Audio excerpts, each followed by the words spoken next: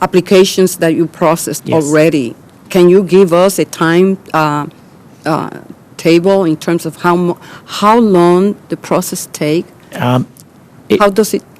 It moves very quickly, to the best of our ability, and again, vetting and going through the regulators. And again, it's got to go through the regulators. Does it move as quickly as it moved for the 10 biggest bank? It moves very quickly. Thank you for yielding. Yeah, thank you, Manager. Do you have, at least if you can help us so we can be able to relate something, could you designate somebody in your office, that we get congressional affairs, I understand that. Yep. And they keep telling us the same thing, can't do it, can't get you the information. Could you designate, at least to the members here, somebody that we can call so we can get an answer? And I understand, we're all overworked. Right. And I understand all the time constraints and the pressure, I understand that. But at the same time, we got to be able to relay some information to our community bank. So could you all designate somebody that we can talk to? We'll try and do that, Yeah. yes. But I'm okay with congressional affairs, but I need somebody that can tell me something more, then we'll get back to you. Okay. Thank you, Madam Chair. And the chair recognizes Mr. Westmoreland.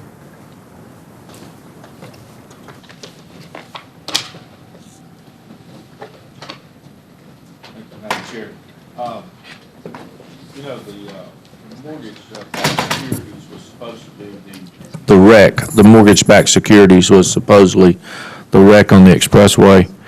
And the auto loans and the student loans and the small business loans and the credit card was behind the wreck. And we were going to clear this wreck out to get these things moving again. But it seems to me like now we're just going to leave the wreck there and reroute the traffic that's behind it, because what I hear you saying that that's kind of what the plan the Secretary's got now. That's not the plan. We have $250 billion allocated to the capital purchase program, of which we've dispersed $158 billion. We continue and we expect to disperse the rest to local community banks, banks across the nation, both small and large, to ensure that credit flows. Since the passage of the legislation, as you've noted and your committee has noted, things have deteriorated significantly. Washington Mutual failed. Wachovia nearly failed. A number of other institutions were pushed to the brink. We did our best to ensure that the financial system remained intact. And I continue to express or emphasize this. Your ATM machines continue to work. Your checking accounts, you can still draw on them. You still get your payrolls. That's the type of financial stability we provided. We're still in the middle of this, and there will be problems along the way. We mentioned securitization as another way to help consumers and small businesses, and we're going to look at that very closely.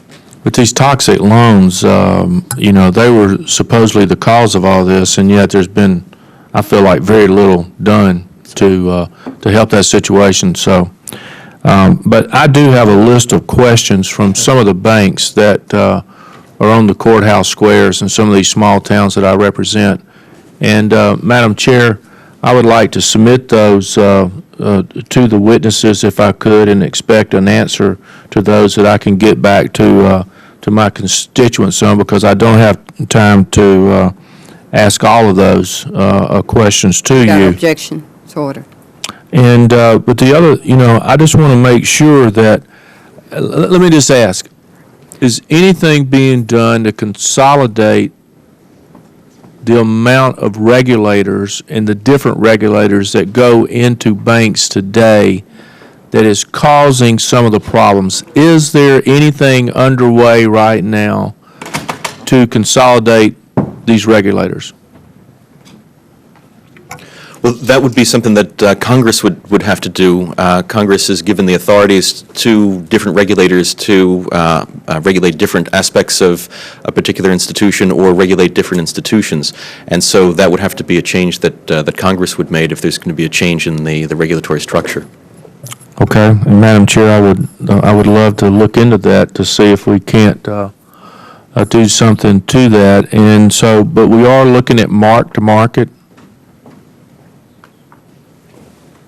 Krosner? I believe that there's a study that the legislation required the Securities and Exchange Commission to do, and as I said, we are providing whatever technical support we can to help them to have the data to be able to get to the right answer.